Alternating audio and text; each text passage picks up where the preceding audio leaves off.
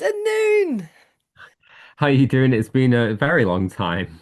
It really has, hasn't it? How are you? I'm actually a bit ill today, which is Oh no. why I'm not on Oh, my classic slick setup that I do have already for me at work. But so no, I'm it's doing it from the okay. laptop at home. I don't know where mine is, to be honest. I still can't find it. One day we will have professional podcasting equipment for both of us.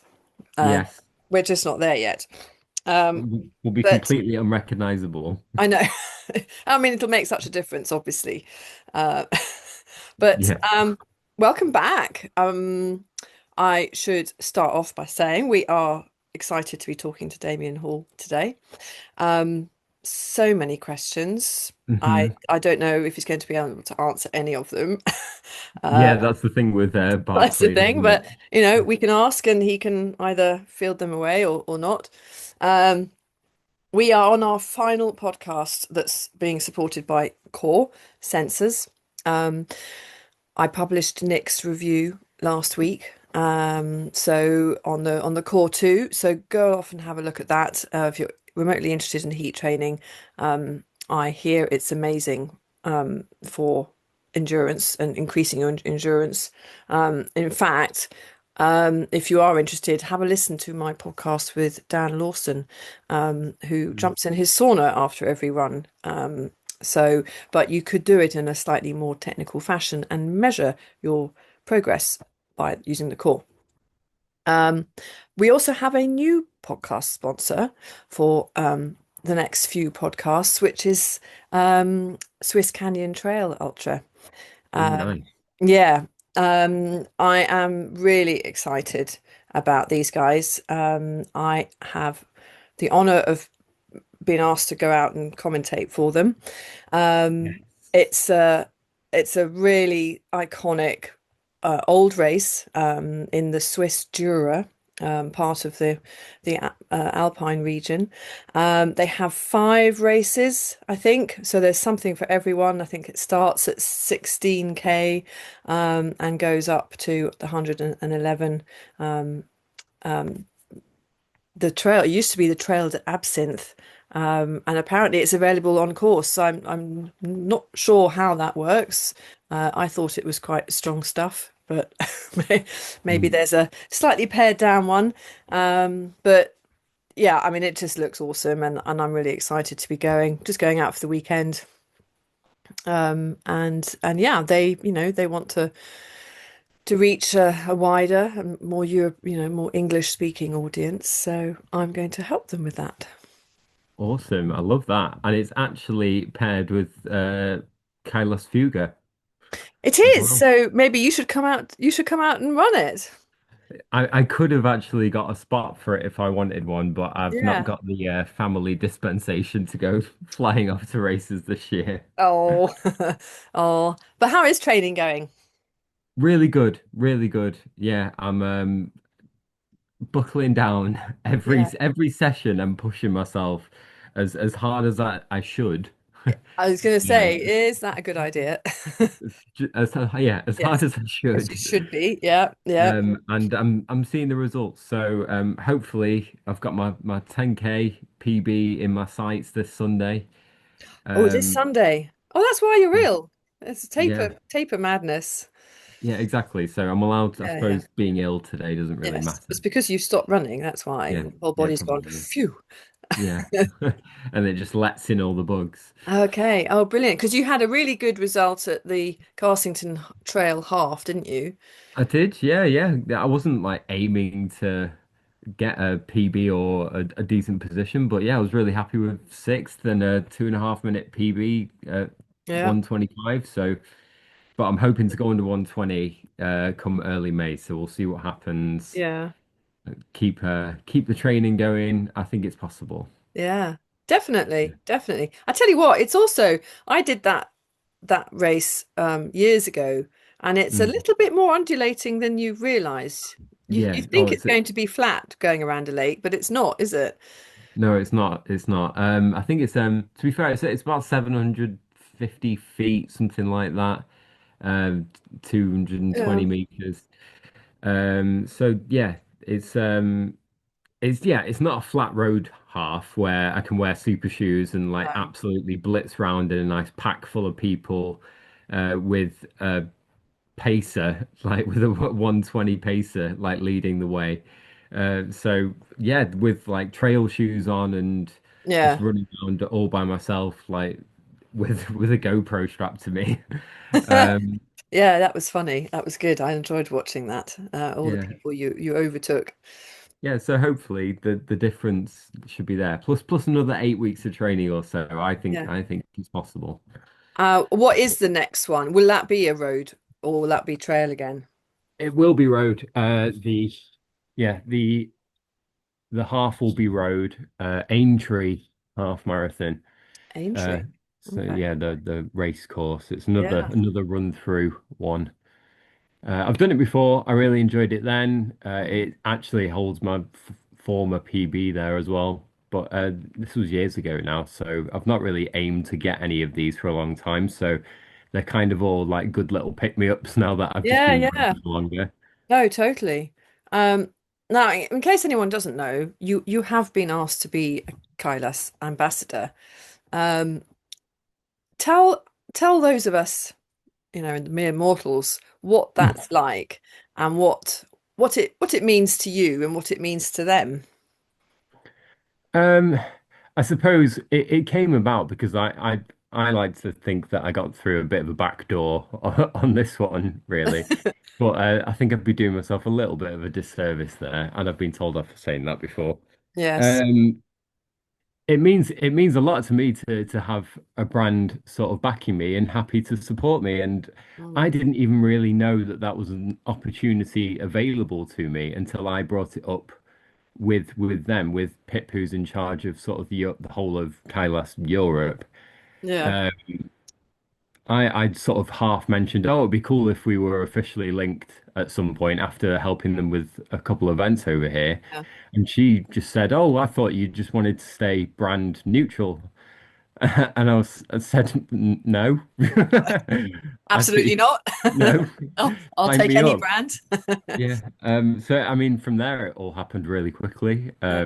And I got to sign a cool little contract and Oh, uh, it's be official. made part of their special little Fuga Mountain Club. So Awesome.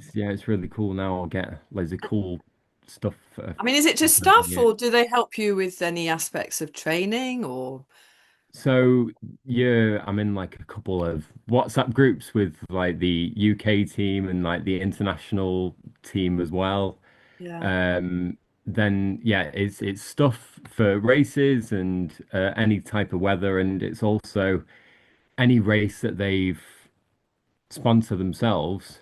They're really keen to get you to as okay, well. So yeah, as in I almost, haven't delved deep into how much they sort of like fund the travel, but I'm pretty sure it's from what I've heard, it's they'll fund like your first night and your last night, bookending the race, and they'll get you there as well.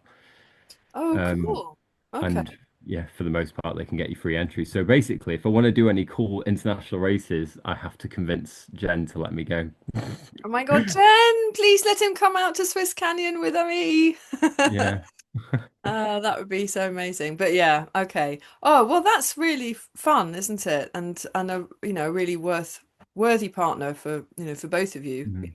I'm sure you'll be giving them a lot too. And Oh, absolutely. Yeah, we're still going to do loads of cool little events more with like trying on Kailash shoes and yeah, like keeping it more navigation based as well. I'm talking to British orienteering after Quid Games, which I know you went and yeah, enjoyed. yeah. I'm talking to Kay from there about sort of setting up a trail one. I'm hoping to do a trail one above Hathersage. I'm Okay. hoping it's Yeah. possible to do Oh, sort of fun. like a people dashing around to different various points around there. So yeah, that's my idea anyway. Someone's probably going to come in and swoop and steal it now. But Oh, yeah, no. I think that'd be cool. Oh, brilliant. All the best. That is very exciting. Yeah, yeah, no, it's awesome, and especially after I spent so long with like a blinders on going for this Asics front runner thing, I was obsessed with the idea of of being like a part of their brand. And like I enjoyed the shoes and stuff, but I mean the way that they, like, I won't go into any like details, but they didn't, I don't think they handled that whole situation very well, nor do they in the following years. So the fact that I've not ended up with them and now I've ended up with Kailas instead has been which is such way a dream. cheaper, she Yeah. says. Might be, I mean, I I feel mean, really lucky to be on the other side of it now. yeah, Not we that I might both probably be would have ever known blacklisted from otherwise. ASICs now, but that's, we'll get Yeah. over it. Uh, Yeah. oh, brilliant, brilliant. So once you've sort of got over your speed demon things, have you got any Mm. ultras planned? I have actually shoehorned 100K ultra in at the end of May. Uh, Okay. I'm doing the Maverick Peak District X Trail 100K. Yes. I've Um, done that. Yeah. oh, That's a great. lovely route. That's exactly why I chose it. Yeah. Yeah, it It is. looks like a really great tour of the Peak District, which I already know anyway. But if I was going to map a route, And it's yes, pretty it's close to what I choose. definitely a bit more, it's a bit more interesting than some of the standard, you know, Mm, go up Mamtor, Win Hill, all that sort of stuff. It takes you through some really lovely bits that I think you wouldn't ordinarily run through. completely agree. Yeah. Yeah, because I was looking like the Ultra X England Mm. is quite cruel in that it sort of makes you fold back through around halfway as well, like right back through the start and the finish point as well. So you've got the added sort of mental nightmare of coming through the 100K, like 50K mark, right, Ah, okay. with the opportunity to bail very heavily there. Uh, Yes. and Okay. also it I goes around didn't. the back of Kinder, which is tough going around the northern side of the Kinder Plateau, if anyone knows that. Oh, but it's so lovely round there. I mean, Yeah, if it's not a bog fest, which it yeah. probably will be, but if it's not, I love that. That's the snake path. Mm. Um, is lovely. I have actually just realised I did the Maverick 50K, not the 100K. Um, yeah, I was just thinking, hang on a minute, no, I didn't do 100 kilometers at all. But I also did the 50K at the Ultra X the weekend before or after, actually, just by coincidence. But that was a lovely route as well. Well, I'd do the 50K, definitely. Yeah, I think that I'd was lovely struggle to to do the yeah, as 100 you one say, on going that up and route. around the back. But yeah, the Maverick one, I warn you, if it's I mean, it probably will be the same finish because it ends in Bakewell. Those Hmm. last few miles along the Monsell Trail, uh, I could have died. So I'll be charging towards victory by that point, Well, having indeed, absolutely indeed. smashed the whole thing with nothing gone wrong. I think I think I did I think I literally did it the weekend after the Ultra X, so I was probably a little tired anyway. And then Yeah, sort of maybe. 5 miles of, oh, we can run to the finish. It was like, oh, it was just horrible and flat and boring. And when does this ever end? Yeah, it gets like that on a good day, even when you start your run there. Yeah, yeah, yeah. Oh, well, that is exciting, and that's not so far away suddenly. I mean, No, March no. is we're knocking on March's door, aren't we? Yeah, it's 3 months away. Yeah, Um, Three. Oh, I suppose if it's the end of May, yeah, yeah, yeah. Oh, yeah. You got a while then, haven't you? yeah. It'll be fine. It'll be fine. My volume per week is a lot higher than it used to be, so Yeah. I'm hoping that will carry me through. Oh, yeah, yeah. I mean, you're so yeah, yeah. I mean, fitness wise, just not even a consideration. You're well within your parameters for that. Yeah. What are you doing a week at the moment? I'm trying to sort of do 100K a week or so. So And uh is that like 3 weeks on with a week yeah, reduced volume? yeah, yeah, pretty much. I mean, I'm sort of in new territory because I've recently gone self-coached. So Okay. it's kind of up to me. Cool. So Okay. Yeah. I'm seeing how that goes for a little while. Mhm. I've seen with a little help from Holly Stables on the sidelines saying that she'll sort of look at my training plan and tell me whether it's shit. Okay. Yeah. Strength and conditioning? Yes. Well, I was supposed to go to the gym tonight, but I'm not well enough to go. Don't want me like sneezing over everything, although I feel a bit better. Anyway, Oh, well, that's good. That's good to hear. yeah, What day is it? It's only Wednesday. Yeah. So you got, is it Saturday or Sunday? The race. Sunday is the Sunday. race. Yeah. Yeah. Of course, I forget these short ones, so you don't need the weekend to recover, do you? No, you don't know. Yeah, exactly. Yeah, so it's only a 10K. I'll be fine by the Monday. Yeah. You'll still be able to walk that evening, which is always oh, look, here's my favorite squirrel. I always forget he has his squirrel. Hi. Hello, welcome, Hello. welcome. How are you? Hi, thanks. Good, thanks. How are you guys? We're good. Yeah, we're just been catching up because it was November since we've last done a podcast together. Yeah, So it's a long time da ago. Damien is now a sponsored athlete. Not sorry, not Damien. Robin is now a sponsored athlete. So I'm just catching up on that. It's very exciting. Oh, Yeah. Mm. He's a Really KDAS. serious business now, Damien. You got to watch your back. I am. I'm nervous. I'm nervous. How long have you been back? Did you Is it a week? Yeah, a week. a week? Okay. Exactly a week. But I went straight into a trail running weekend with Darren and Finn in Devon. We had we had tried to pick a weekend that would be Barkley proof, but of course they moved the Barkley so far earlier than normal, earliest ever. That yeah, I got back on Wednesday morning and was down in Devon by sort of Friday lunchtime for Oh this wow. trail running weekend. So that's probably yeah, I How, was quite tired. I was going to say, how did your legs think of that? Actual physical legs are all right, but yeah, general sense of feeling knackered and old was quite prominent. I Oh. might have had at least one power nap in the day. Uh, yeah, snuck off to my room and hid away and fell asleep. It was all right. It was good. It was good. Excellent. I mean, so many questions, and obviously, as we were saying, we're not sure what you can answer and what you can't. But um, why so early? That's got to be the big one. Do you know? I mean, did they I say? don't know. I don't really know. There's a few theories. I guess one they might have just simply wanted a harder Barkley or a winter Barkley, and there was snow out there about a week before. There was a load of snow, and it melted just in time. Although I think quite a few of us wouldn't have minded a snowy one. Hopefully, it leaves some nice footprint trails to follow. In theory, um,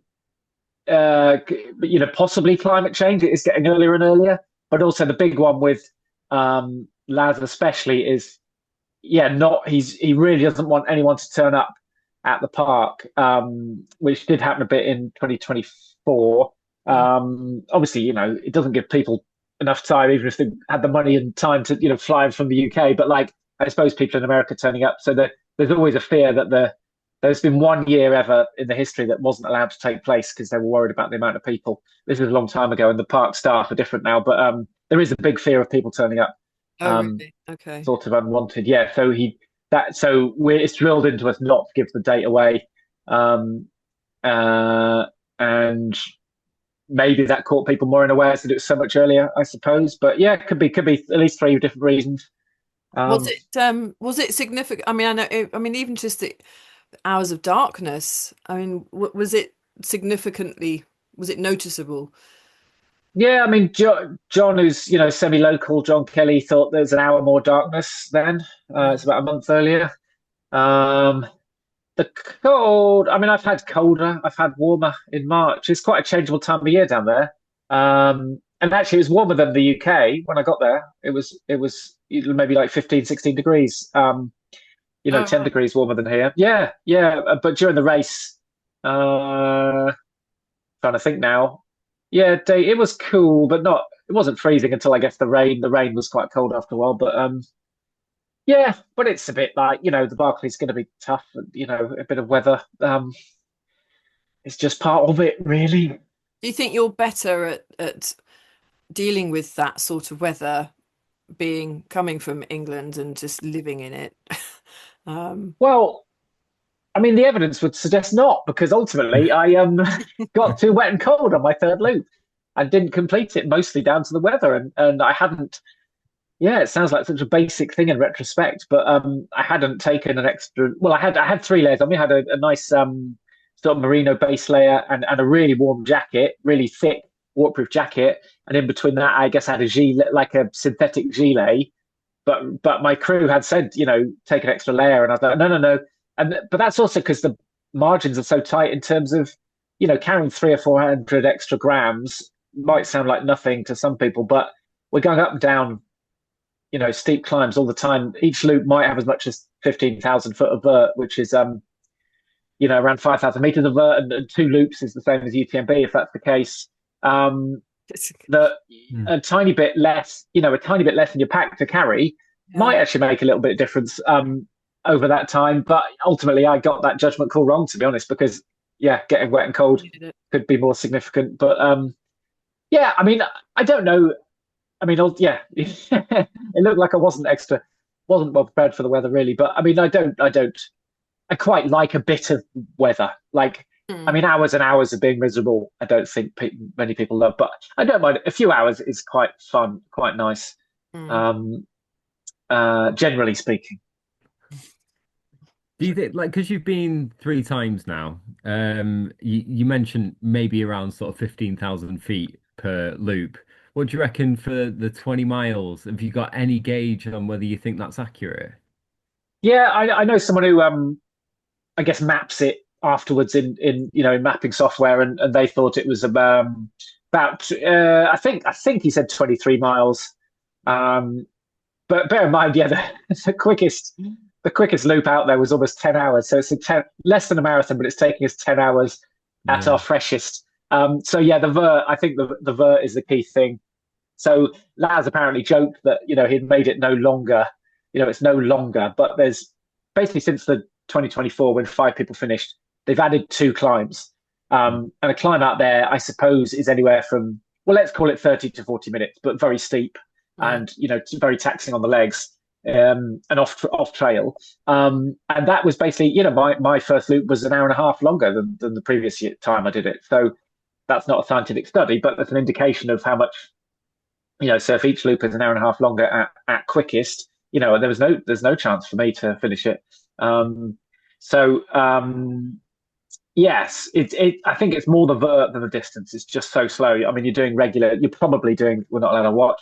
You're probably doing regular, 30-minute miles is the truth of it. Do you think there's any chance that Laz has looked at these last 2 years and decided maybe he's tweaked it a little bit too far? Or do you think he's now thinks he's got the new benchmark?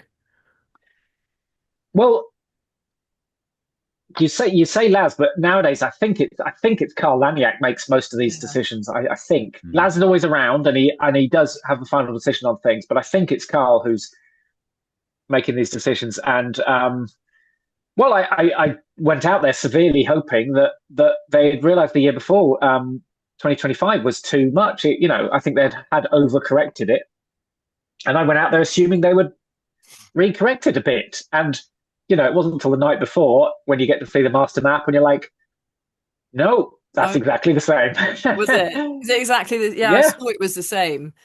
the So, only difference was we're in a slightly different campground because the original Yellowgate campground is being renovated, but we were like 50 meters away. Like you could see it. Like it was Right. that was the only difference. oh yeah, I saw Um, the mini yellow gate. yes, That was funny. yeah. So Carl he works in sort of metal and machinery. Is one of his nicknames is the Mad Machinist, and I believe he made a makeshift Little Oh, Yellow Gate, really which was really cool. Um, funny. so yeah, so the only change to the course from the previous year was just adjusting the campground slightly, which made no real difference other than having to wade across a river, which had a perfectly good footbridge going over it. Um, so yeah, that's not a real difference. It's a minute or two. But yeah, the difference between 24 and 25 is two extra climbs, which they stuck with. And yeah, both years, no one's got, one person's got a fun run and no one's got any further. So I think it's currently impossible for Mm. almost everyone. So I hope they would reduce it in It was a future. very French year, wasn't it? The French all took a bus over. Again, yes, I think there was quite a lot of French the year before. I mean, from what I gather, the Barkley is huge in France. It is. really popular, maybe more popular than here. John Kelly says one of the only times he gets recognised outside of kind of running circles was once on the Eiffel Tower. Someone came up to him and said, are you the Barkley guy? Oh, Um, wow. and then there's a good caliber of French athletes there now. So yeah, Sebastian Raychon obviously has won the spine race, and that was his third Barkley in a row. Aurelien Sanchez is the only French finisher actually, but he finished in 23. He was there, and then I'm not sure how many names I'm meant to know, but meant to say, but yeah, there are at least two, three. Well, obviously Matthew Blanchard, who's second at UTMB, done a 20-hour UTMB, so that's top level. At risk of sounding like a football commentator. And then there were two other French guys there as well. So early on that first loop, it was basically me and I think five French guys. My GCSE French grade is grade E, but luckily they spoke fairly good English most of the time. I did learn north, south, east, west in French, or at least I thought I did. Maybe this is where you went wrong. That's what I'm beginning to suspect. Actually, yeah, it was my language skills rather than my navigation. Oh, that's interesting. I listened to your podcast with James Elson, and you mentioned at one point that Sebastian was really good at finding the books. How was he able to do that, and others struggle? Yeah, it's a bit of a puzzle. Not a puzzle to me. I mean, firstly, he's got an adventure racing background, so presumably he was a navigator at times in that, and I've never done adventure race, but yeah, it's days of navigating, very, very tired. Pavel Polonce is another one, and Ian Keith are other people, who've done very well at the spine and done okay at Barkley, but maybe haven't had the legs for it as well. And then that's his third year in a row, so you get that accumulated knowledge of remembering remembering or writing down or thinking, oh, that bearing. For example, I'd written down a bearing for the map, and he had a slightly different route in mind. He knew to, find an old dry creek and then head for a boulder, and there were two books that I had never done before that were new, and I very much followed him on them. And he's not right all the time. And there was one book he got wrong, both loops actually. When I say got wrong, that's part of the trick of the Barkley, is kind of keeping mistakes small. Mistakes are inevitable, and it's trying to make sure they stick to 5 or 10 minutes of lost time rather than an hour or something, which is what's happened to me in the past. Is a small mistake's become a big one. So he's got the extra skill. You can't. It'd be foolish to aim to be perfect, but it's spotting it quickly and correcting. And then he seems to know. You hit the river and you're like, right, this isn't the exact spot, but he seemed to know. Oh, we're too far north. He knew what too far north would be rather than say too far south, and that can save a lot of time. So I think it's skill and recent memory, a combination of two. And yeah, he's 53, impressively. So yeah, maybe just extra nous as well on top of that. Very interesting. Yeah. It is interesting. I mean, I read one of John's posts on it, and just the way he was describing that he'd missed a turn when we thought he was at the right place because he was listening out for the frogs, which weren't there because it was a month earlier, and it's like all this stuff. It's like you can't. How do you do it? And you have to remember so much stuff from when you've done it before. And it's almost like, I mean, I know it is possible, but how is it possible if you've never been before and everything is new, when everyone else seems to be relying so heavily on, oh, I remember that rock or that tree or that pond? Well, while in 2023 and 2024, both years, one Virgin did finish. It is fairly rare. And yeah, we never really know. People have different, I suppose, ethics of how much a first timer, how much help they might get. And I don't mean to sound like I'm speculating, but yeah, it might be that in certain groups or nationalities, they're willing to provide more help to someone on the first go. The frustrating thing is, you can barely recce any of it. You're not allowed. You're only allowed on the trails, and the trails probably constitute 10 to 15% of it.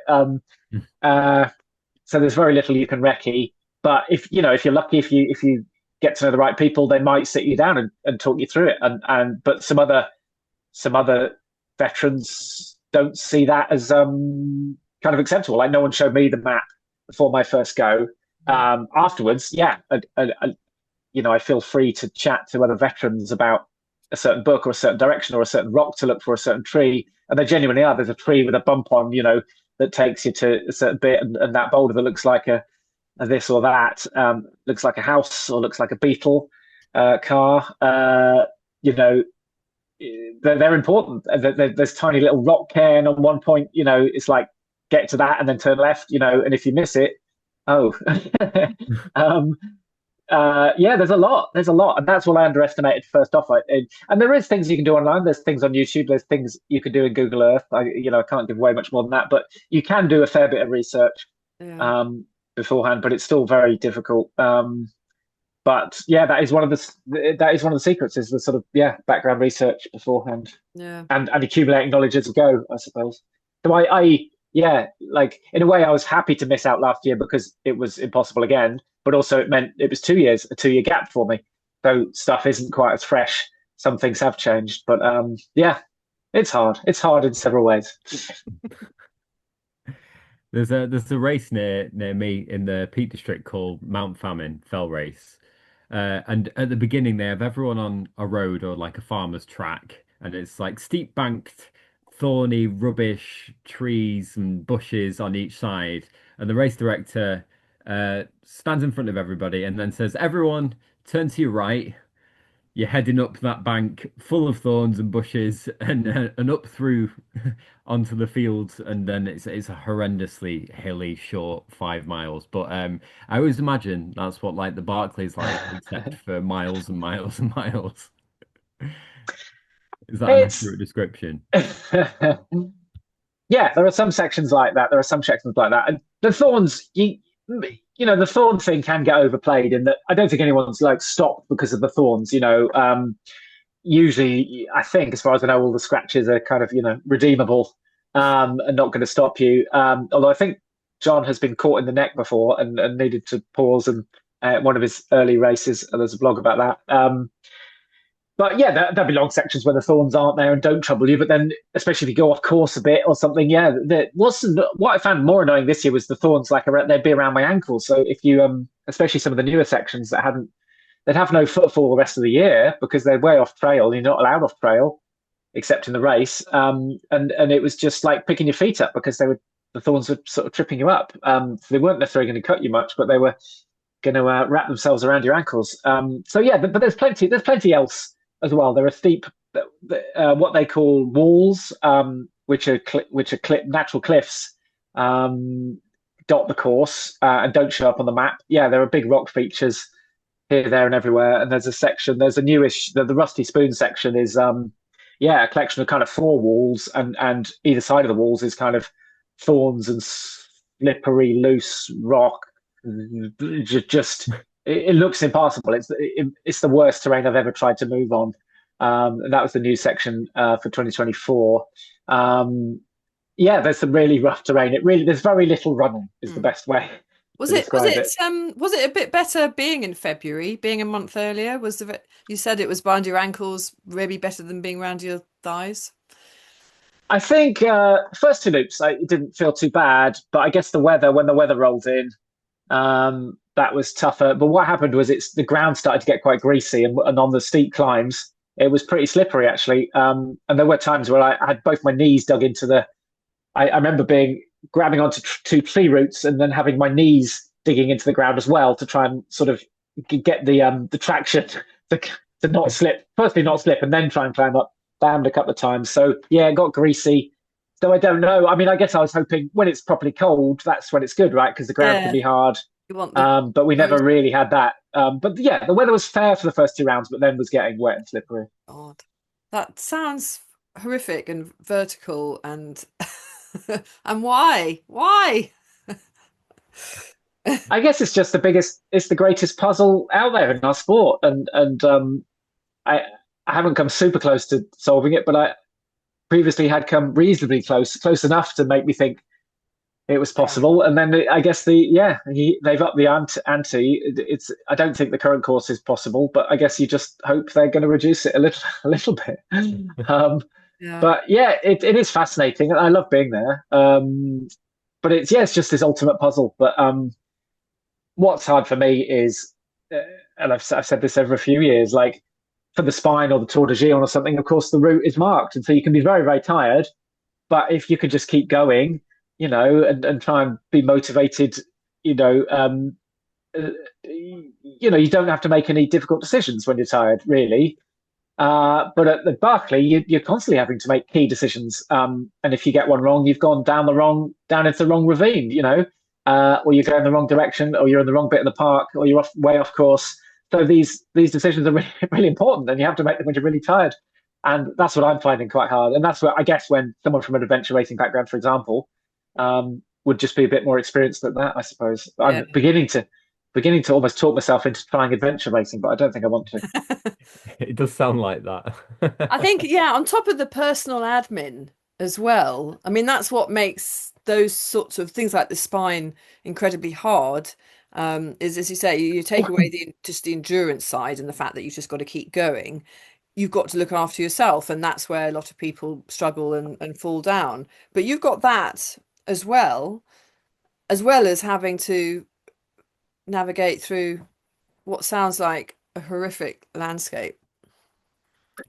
Yeah, I guess that side of things, I mean, it does take a back seat. I mean, ultimately, it shouldn't be as long as the spine, you're only allowed 60 hours, and even a sort of, for most people, the spine's going to be more than 90 hours. So that personal admin becomes more important at the spine. But yeah, foot care, for example, is important. And that's why I, tiptoed through the river a couple of times with my bare feet and kept my shoes dry. Um, and yeah, of course, the chafing and things like that start accumulating, but you don't really have time. Like both my transitions were 10 minutes. Like I had 10 minutes in camp, and that's the only real place. Out on the course, there are two water drops. I ignored one of them both times. There are other rivers. Yeah, there's just no time. There's just no time for that, to be honest. Is that your You do the best you can. overriding motivation? Are you driven by that sense of urgency that the clock is ticking and you cannot waste a second? Yeah, yeah, and it's quite unusual for me. I guess I've done FKTs, right, and that then you're very conscious of the time. Um, but in a normal race, I hope it doesn't sound arrogant, but I don't normally know what the cutoffs are because I don't have to worry about them. Whereas here, very, very aware, and I'm terrified of them because they're getting closer and closer all the time. And it's kind of a different experience. And yeah, give me another 10 hours or more, and I could complete the Barkley Marathons. But can I complete it in that time? The current course? No, I can't. And even if they took one climb out, it would be, really, really tight for me. But I mean, that's partly why I'm there, what's Lad's been saying. I think it's an age-old quote. For great achievement, there has to be the risk of failure, or something along those lines. And it very much feels like that, or it feels almost like, it feels more like you're probably going to fail. There's a very slight chance of achievement or something. Like I guess on the face of it, we look at you as an athlete, like really, really fast, great at hills, can do long distance, good personal admin. It doesn't really, you just plonk you down at the beginning of this race, and then when it doesn't work, it doesn't really seem to make a lot of sense. So, John Kelly said last year, that he thought maybe if he was in absolutely tip-top condition that he could have done that course. Do you think that's bullshit? No, I mean John knows better than me, and he knows the course better than me, and he's better at analysing these things. But what he's been saying since is, you have to be perfect. There's just no time to waste at any books, and but our first two loops were very good. I think there's one book where we maybe wasted 10 minutes both times. I can think of maybe another a few minutes here or there. But we were pretty efficient those first two loops. Now, when I was on my own, I was less efficient. I made some mistakes. It just cost a bit more time. But yeah, I can't see. I can't.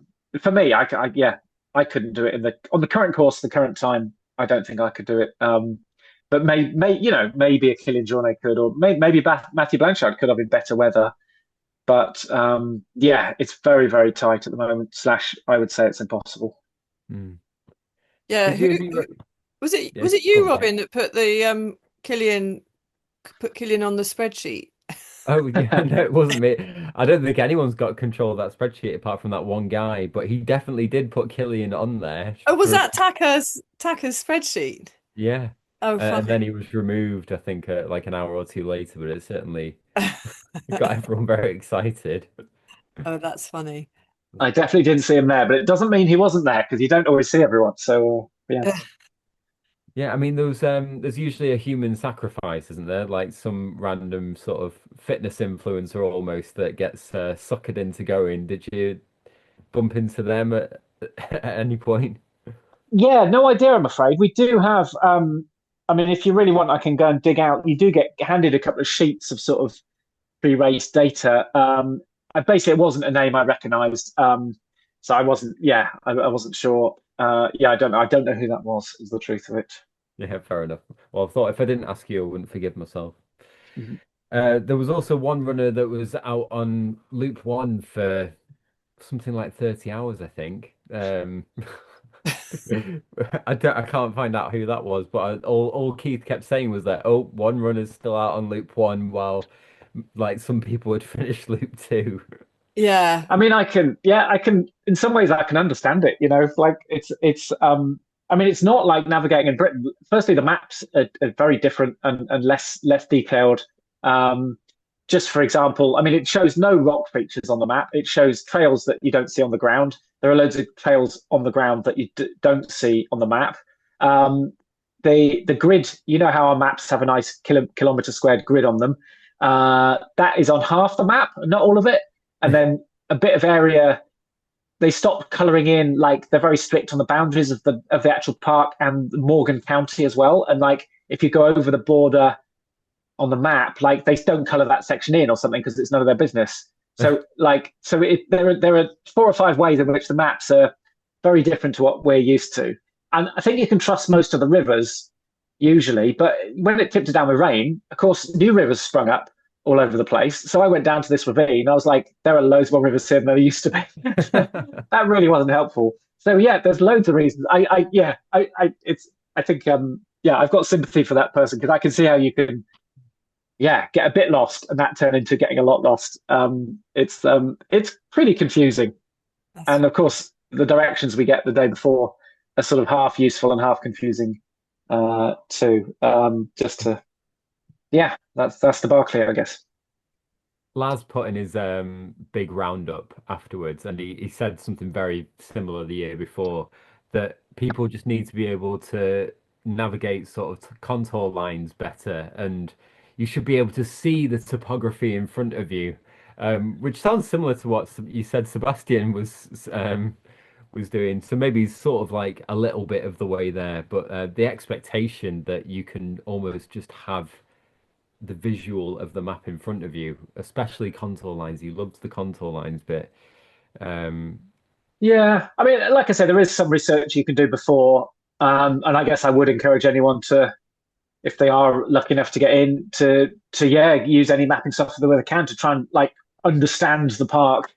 It's actually not a huge area, but it's yeah, it's easily confusing because it's nearly all wooded and it's nearly all steep.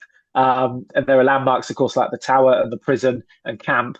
But in between, a lot of the places look very, very similar. Um, yeah, but I get what Laz means. I think you should have a good understanding of what if you go further down that valley or that ravine, what's it going to look like? You should have a rough idea of is it opening up or is it splitting into two? Is there another river coming? You should have a rough idea of those sorts of things. But yes, which is it's quite hard hard essentially. actually. In the UK, our hilly regions tend to be not wooded. Um, Mm. I mm, mean, in Scotland, that's probably not quite right, but over here, just thinking Snowdonia, Lake District. I mean, even the Cairngorms, there aren't trees, so that you can see the topography so much easier than what it sounds like. This, the Tennessee, is you've got these incredibly, sharp inclines, but they're just completely covered by trees.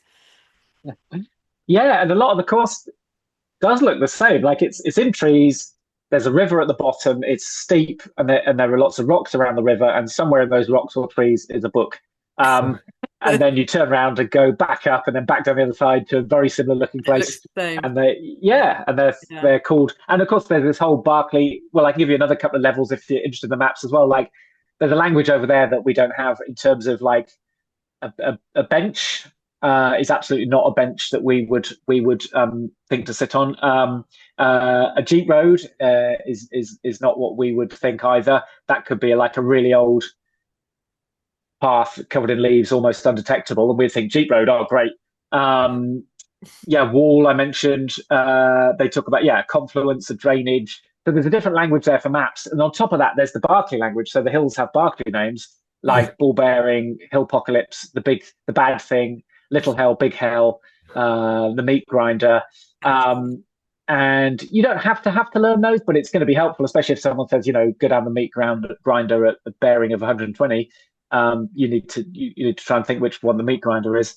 So there's two different languages to learn as well. So part of me, finds all that almost a bit overwhelming, but part of me is just intrigued by it and trying to learn it. But obviously, it's taking me a while. I have this image that you come back and you fill out this sort of Bilbo Baggins type of map, one bit more information each year. I mean, do you do that? I mean, do you come back and try and sort of write everything down that you can remember? I mean, because presumably everything has to be committed to memory. You don't, unless you haven't got paper and pen out there, have you? Because you can't. Yeah, I mean, that's maybe something I failed in on my first year, actually, that I realized other people were coming home and making notes as soon as possible. And I didn't. I didn't really realize, didn't really think of that. And other people do that. Yeah. And I've started doing that. Yeah. It's more making notes. I mean, people have different methods about how much they might write on the map because you don't know how much will change on the map. So sometimes you're researching stuff and then that whole section gets moved, taken out the route or something. But I mean, you're still better off trying to learn it. But I mean, literally last night I was making more notes about what I remembered from certain sections, which obviously gives away the idea that I would try again if I get lucky. But there's a lot to take in. There's a lot to try and remember. And a whole year, or it was 2 years for me, and you're still trying to remember, a certain boulder and a certain tree. But it's all good fun. Ear be dragons. I think you'll get invited back. There's a sort of like it's sort of a romanticism, isn't it, to just keep welcoming back the people who find it so frustrating and annoying that is exactly what they want. You're giving them exactly what they want. A really great proven runner who can't crack it. So I don't think you need to worry about. Well, let's hope so. Well, I don't know if I hope so. Well, I think I do hope so, but it's still too close that I'm like, actually, maybe I could do without that in my life. But yes, I will. We'll see. We'll see. Okay. So, did you really start loop 3 barefoot? Technically, yes. So for loop 3, that was the first loop going clockwise, and that meant we'd go straight from camp into the river. And it just made sense to me that you're not guaranteed to get your feet wet the rest of it if you're careful. And moisture equals blisters. And definitely one of the other top runners in those sort of last 4 had macerated feet at the end. I don't know what he did, whether his feet got wet in that river or not, but some of the other runners were putting plastic bags over their shoes. But I just crossed the river, sat down, put them on. It probably only cost me a minute. But I did ask Carl if am I potentially the first ever person to start a loop of the Barkley Marathons barefoot? And he said, I think you probably are. So if nothing else, I've got that. There's a dashing picture of Max King wearing plastic bags around his feet. It's sort of the elegance and design of it sort of somewhat crashes at the Barclays, doesn't it? I suppose, yeah. He wasn't the only one doing that either. Yes, it's a bit of a curious photo, isn't it? A curious thing to do, but I think it was worth it for me. Yes, and like I said, there's a perfectly good bridge, but they said the runners wouldn't like the bridge, is what we were told. Oh, really? That's code? Code? Perfectly good bridge. That's they code wouldn't let us. you're not Yeah, going. no, no, yeah. You're not allowed to use the bridge. They decided that wasn't Barkley enough. Yeah. Yeah, too easy. It's funny, like all these extra things, like it's not hard enough already. But by the Yeah. way, you can't use the Yeah. bridge. I think I would Yeah. really struggle to remember everything. I think that's where I'd fall down. Well, Yeah. more and more, yeah, it is hard. And then, of course, you're going around, and then the next one's in the dark, and then they spin you around the other way. And yeah, that is part of what I'm struggling at. Some people seem to remember things, quicker and better than I do. It's Mhm. probably why I need to take these notes. But Mm. and I've run with people like, I mean, two spine runners I know have really good, almost semi-photographic memories. Ian Keith and Kim Collison. I've run with them both a bit, and they'll just remember, and I'll be like, I've been here 3 or 4 times, but I couldn't tell you if it's left or right. Mhm. And that's been almost deliberate on my part, like in terms of like I like to have an adventure. Like I don't plot my long runs usually. Like they're just a vague idea. I don't know what you two are like, but it's like it kills it a bit if I go right. I'm going to turn left here, do this, do this. I like to sort of go out and go, oh, I might go up there today. Um, but that mentality doesn't suit No. Barkley so much. So I'm having to sort of yes try and be more exacting and planning and so on. But it's yeah, there's a lot to remember. Speaking of people that like have great memories and that might be suited to the Barkley, if there's someone you could nominate who's not done it yet, that you think might do well, who would you pick? Oh. Think of it like a Sabrina fantasy Barkley Verjee. theme. Sabrina Verjee. Yes, she would, wouldn't she? With her adventure racing background. I think she could be good.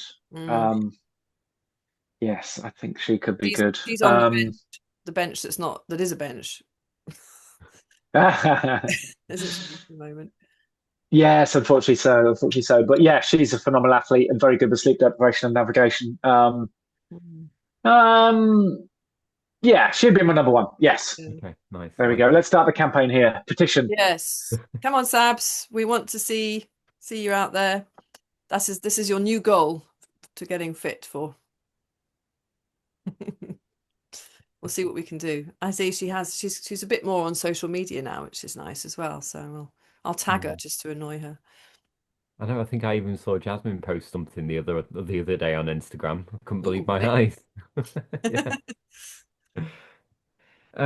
What about if you allow yourself this sort of one flight a year, I suppose, as a green runner to go to America. Let's say you don't do the Barclay, would you allow yourself one flight to go and do maybe something like Hard Rock? Yes, probably. Um, yeah, I set myself a sort of maximum one flight a year, and I've actually only averaged sort of is it yeah three, and I've done 3 flights of running in 7 years. So I've got some in the bank. Well, that doesn't mean I don't feel like I can suddenly go, oh, I can do 3 or 4 this year. But I actually stopped applying for Hard Rock and Western States because Hard Rock especially just seems impossible to get into. So I probably haven't applied for a couple of years. And also I've lost track of whether I've got a qualifier or not. To be honest, I just got a bit bored of feeling a bit like held hostage to the ballots and sort of the disappointment every year. So and there's a lot to do over here. So yeah, I have stopped applying for those two. Although I would say probably Hard Rock is the one. People do say I was asked at the weekend, what's the one race you sort of haven't done? It probably would be Hard Rock. But even then, there's so much of an altitude that really to do all right there, you need to go out there a few weeks before, and that's tricky with kids. But Not Western yeah. State. Well, again, I stopped applying. It does have more chance of getting in, doesn't it? But I guess yeah, I've kind of given it. I've been very lucky. I've done the Canyons 100K, which is a key bit of the course, which was pretty cool. But also, yeah, it's hot. It's not really a mountain race. Both those features might not be that good for me. But yeah, I think I'll always look back and wish I could have done 1 or 2 of them. But yeah, I mean, I've done pretty much all the races I ever wanted to do, and I have travelled a lot already. And yeah, I can't be too greedy. Is that it now then? You've done all you want to do. Well, No, I've done the big there ones I must wanted to be do. more. Apart from those two, There must I've done the big ones I've wanted to do. I think. But yeah, new races get created. I'm going to do Swiss Peaks later in the summer, which is pretty exciting for me. Oh yeah. Yeah. Um, That's 100 but miler, isn't it? No, it's the one. There's two with a similar name. This one is the 380K one that's similar to Tour de Gion. There's a Swiss Alps. I think there's a Swiss Alps 100 and a Swiss Peaks 380.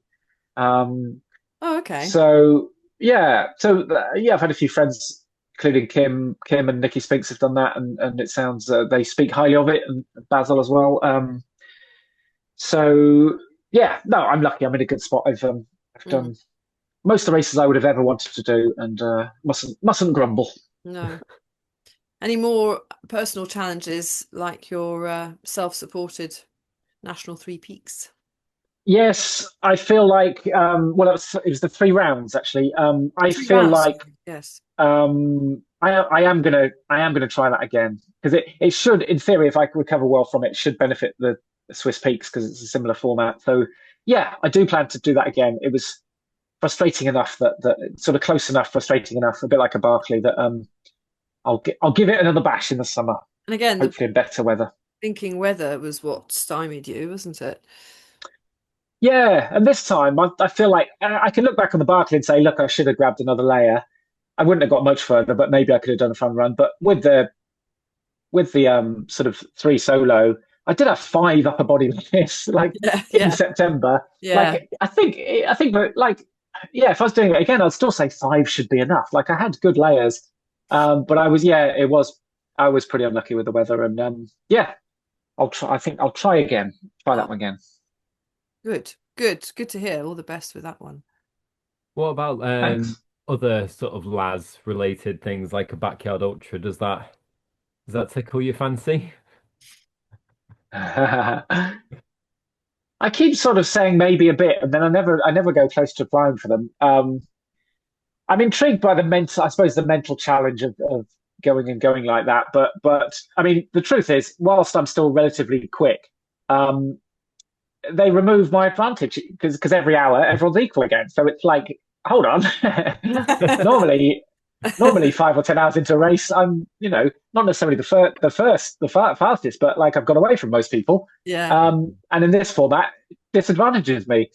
So that doesn't mean I wouldn't ever try, but I guess it's got to be a scenic enough course that I mean I still struggle a bit with just seeing the same 4 miles round and round and round. But I suppose that is part of Mm. inherent to the challenge. So yeah, no immediate plans. No immediate Yeah, plans. fair Although, enough. Makes I sense. love, I love the format. I love that it speaks to a different type of athlete, and like a different type of athlete can be celebrated for doing something pretty extraordinary, but they're not necessarily the athlete is going to do well at UTMB or Barkley necessarily. But it takes another skill set altogether. Yeah, definitely. Like a 24-hour track race. I mean, it's just completely different, isn't it? And Mm, um, it is. Yeah, and I said the same about those. I've for years. I feel like they were a bit more popular a few years ago. I've never quite got to the page and pressed enter, but I was always a bit intrigued. I suppose I'm still a bit intrigued, but got to they're get also awful at the more. same time. Yeah, yeah, that scenery, that's even harder. At Mm. least you know when you're going to finish, but I yeah. think you'd I be mean, really good the at that. truth is, I haven't signed up for either, so that probably is the answer. Yeah. Yeah. I think you'd be really good at that. I think I think it'd really suit you. I think especially maybe like the 48 hour as well, like proper long No, I think separates people for sure. I've heard runners are either internal facing or external facing. And a lot of people, I think, Robin, you're an internal. You can just go inside yourself and just go round and round and round forever, and deal with that. And I suspect Damien is probably a bit more like me, where he needs that external stimulation to, to keep going, that to keep your mind sort of constantly working on those little problems and issues and navigation and self-admin. Without that, it's like then you're like, yeah, my legs are hurting. That's very interesting, actually. Yeah, I mean, I do tend to pick races that I suppose are more scenic or have a sort of point to point aspect. I suppose the Barclays it is loops, but it is usually different each time. Yeah, you might be onto something there. I might need something visually. Yeah, but yeah, I mean, I'm always very impressed by people who do both those styles of races. They sound extra. And the canal lot, the Mm. No. canal people. No, Canal folk. yes, that's an extra subset in itself, isn't it? Shout out to my friend Carl Zalek, who loves them. He does about three a year. Yeah, not for me, I don't It's think. interesting, Thanks. and that's what's so fun about it in a way. There's so many different aspects to the same sport Yeah, that it provides that lovely variety, I think, in our community. yeah. There's loads, and then all the distances, and then multi-stage versus single stage, all the different terrains. It's brilliant, isn't it? You sort of Mm. mess around for a few years and find out the stuff that you prefer, and then Have you ever done a multi-stage where you've actually, stopped oh, and gone to sleep? yeah, I've done like Dragon's Back, and I've actually done Marathon de Sable as well. I think and the Coastal Challenge in Costa Rica. So yeah, I quite like that. I quite like that because you get the full recovery and you get a more social experience. Mm. I've quite enjoyed them. I've quite enjoyed them, but probably not as much as I do like.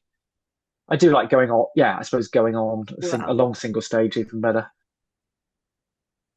Well, Interesting. let's shoot back to I think we've done Barkley now. Yeah. The Spine Sprint North. How did you find finishing joint with John, and did you want to sprint past him the last couple miles? I did want to get away from him. I mean, early on, yeah, he was really hammering it early on, and he was definitely trying to get away. And I just thought, well, I'll hold on as long as it's comfortable. It's tricky judging that, isn't it? But we definitely 2 or 3 hours until we hit Burness. We were going pretty hard, and I would say it was more him pushing the pace. And then we got up onto the Cheviots, and actually, I mean, it was pretty kind of slippery. So we did chill a bit because it was almost like it's difficult to race on this because well, it's so slippery. It's so Mm. slippery, and it was yeah, a bit icy, a bit greasy on the flagstones. So we did kind of chill, and we did pause for a selfie on the top of Windy Gile because the sun was setting. It was very, very romantic. Um, and then we carried on, and but then I thought, he seemed a bit stronger on the ups, and I was a bit stronger on the downs.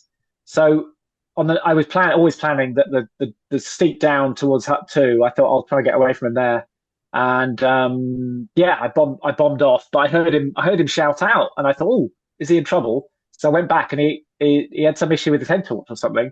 But I'd already sort of committed to yeah, turning back, so I sort of helped him with his torch, and then we jogged on a bit. And then the next down, I tried to get away again, but he did catch me up on the next climb, to be fair to him. And then one more time, he stopped a wee on a steep climb, and I tried to get away again, and he caught me up again. So I think we only had one. There's only about a mile, just over a mile left, and I did say, right, are we sprinting, or are we, making sure we don't get injured? And we both had things coming up. Obviously, I didn't mention Barkley, but he was out in Costa Rica soon afterwards, and I had the Barkley. I was thinking Mm. it's not for me. It wasn't worth a sprint finish to pull a calf for Barkley. So yeah, I gave him the option, and he said, I think he said, we could sprint, but we could also, yeah, make sure we don't get injured.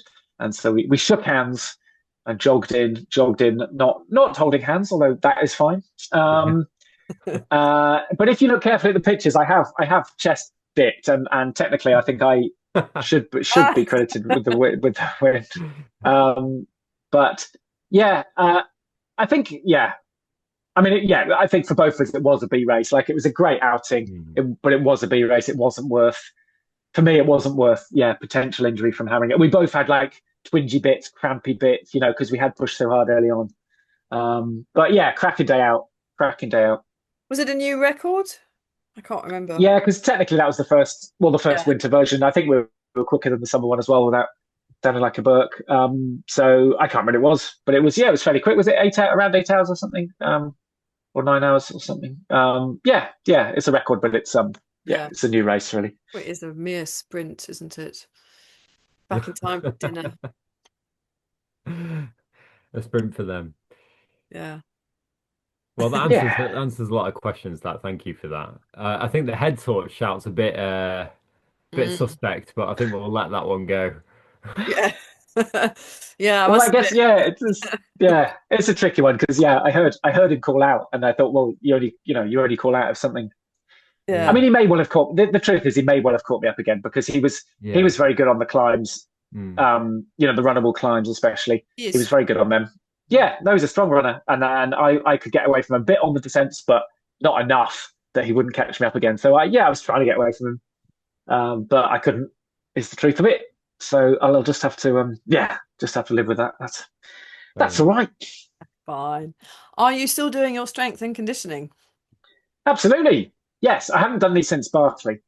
Um, but I think I'm meant to have. I think I do have a missed session. I can see an email just below the Zoom. Shashi, you missed your workout yesterday. So I think I meant to have started back up, and I will do. I fully.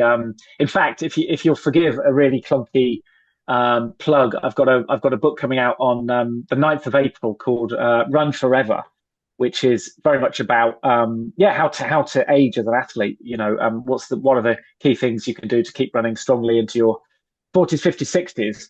Okay. Oh, I'm And definitely yeah, that. Yeah. oh, good. Well, I mean, as you might guess, I think most people who are really into this stuff would guess at most of the things. However, what's much more surprising is kind of like if you don't do those things, what's happening to you. So Mm. one of the absolute biggest things is the strength training, and even more so. Yeah, we start muscle wastage from off the top of my head, I've forgotten, but it could even be 30s.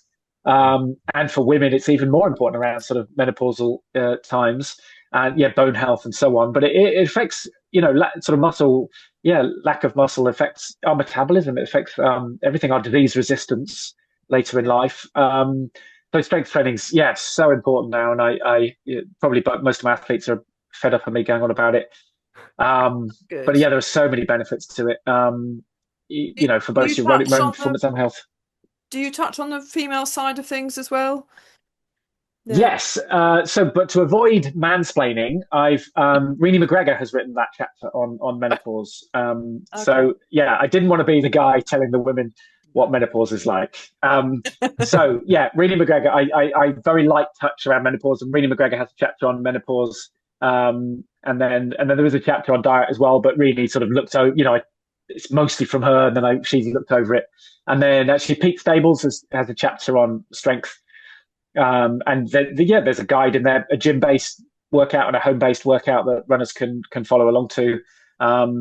It's as well as some other training things people could think about. So it's hopefully it's a really practical guide. And there's a lot of interviews as well with, say, Anna Troop, Nikki Spinks, Ian Keith. A lot of runners who are Debbie Martin Consani, a lot of spine type runners. But runners who are doing impressive things in their 40s, 50s, and 60s. And they're sharing, a lot of them are very honest actually, especially around menopause as well, just sharing what it's been like for them, things that have worked and haven't worked perhaps. But hopefully they're inspiring. Well, they are inspiring. They're inspiring to me. People who are still banging out performances It's into great. their midlife. It is. I think it's amazing to see, what people are doing now at older ages that 20, 30 years ago we'd have said, wouldn't even have thought about it. Like, well, yeah, you should be retired now. You should be sitting with your pipe and the slippers. Oh, totally. Well, I think we're a pioneering generation, honestly, because our parents, largely speaking, there'll always be a few outliers, but our parents weren't doing No. triathlons and ultramarathons into their 40s and 50s. I mean, it was hardly a thing then. And so a lot of the science is based on sedentary people actually. Yeah. So some of the aging science doesn't necessarily apply to us if we keep healthy. But it's not just training as you've always trained. There probably do need to be some changes to how we train. But one of them is make sure you strength train. Mm. It's one of the absolute biggest things. In fact, longevity. A study showed longevity is very, very much correlated to grip strength. So like say pull-ups for example. Oh, really? Which it's quite an easy thing to be doing. But I've never been able to do no. not without a band. We'll start with some. Well, I'm speaking outside of my qualifications, but I'd maybe start with some press ups, and even if press ups are too hard, start with press ups on your knees, and get to 5 or 10, and then try some pull ups. Press ups Oh, fine. okay. That's not a problem. It's the It's that, which is completely different. Well, it is a pull versus a push. Okay, well, keep trying. Yeah. Yeah. This is why you got a chapter from Pete Stables in there. Yes. Yeah. Maybe I'll have to ask him what to do if you can't. Yeah. Well, I mean, as you say, I mean, just trying would be a good start. Or it might be that you try and bench press, but with, as little as, again, that's a push rather than a pull, but you have to sort of do both with the bench press. So, but yeah, with as little as you can, I suppose less than body weight. Essentially, a pull up is body weight. So maybe a bench press with less than body weight to get up to body weight. But yes. And yeah, we're a pioneering generation on this, and that's quite exciting, I think. Yeah. It is. And I think, I mean, I've got friends who are older than me who are definitely of the older generation mindset. I've got friends who look at me as if I'm just bonkers. I don't know if you have that. But then there are older people, I suppose, I'm thinking of Damian. There's this friend of ours, Robin Tim, who's, I don't know, is he early 60s? Can't remember. Yeah, maybe about probably 63-ish now. Yeah. Yeah, and he's a phenomenal runner. I mean, really, just an amazing outdoorsman, and yeah, would put a lot of us to shame, or a lot of good runners to shame. So yeah, Yeah, I was swapping messages with Tim earlier today. Yeah, he's really inspiring. Yeah, and he isn't as quick as he was, of course, but he still gets out and does incredible things. Yeah, yeah. Long may it last. And when's your book out? 9th of April. 9th of April. And if you're with Vertebrate Publishing, and I think by the time anyone hears this, I'll have a link. It's pre-sale. Pre-sale day is tomorrow, Thursday. So I'll have a link in my Instagram bio. And if you'll forgive yet another horrendous bit of self-promotion, I do also have a speaking tour, which I never thought is something I would say and used to terrify me. But in April and May, I'm around the country. I think 19 dates giving talks, and I will give away some of the secrets of the book and some of the secrets of Barkley in that tour. And again, there's a link in my Instagram bio to the places and dates. Thank you for letting me. Yeah, of course. I can't remember the exact places, but I will. Well, I'll send you a link, and you can look, and you can come and heckle. Yeah, I'll do that definitely. That would be grand. Oh, you're coming to Buxton. That's good. Is he? Oh, yeah. Robin, he's looking.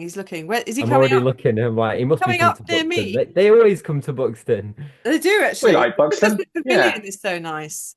Yeah, exactly. Yeah, it's like a classic old school venue. It used to be like Beatles and everyone used to come there. So yeah. In fact, I remember when I first moved to the Peak District, I remember going to see a talk by Martin Stone and oh God, who's the other amazing Pete? No.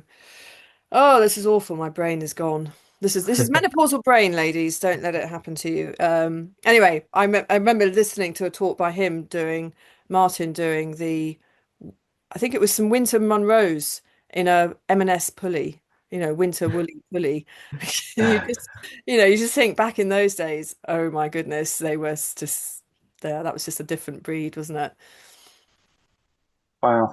Yeah. Wow.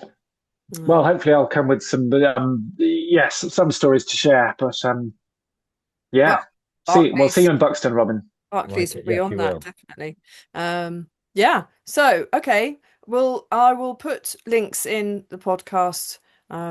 It's only going out on Friday, everyone. So we're just recording this on Wednesday. So all will be relevant, and by Friday, by the time you listen to this, you can pre-order Damian's book. I think I'll be one of the first in line, actually. Definitely. Oh, thanks. Thank you so much for coming on and talking to us again. No problem at all. Thanks for your interest, and see you out on the tour somewhere. Definitely. Absolutely.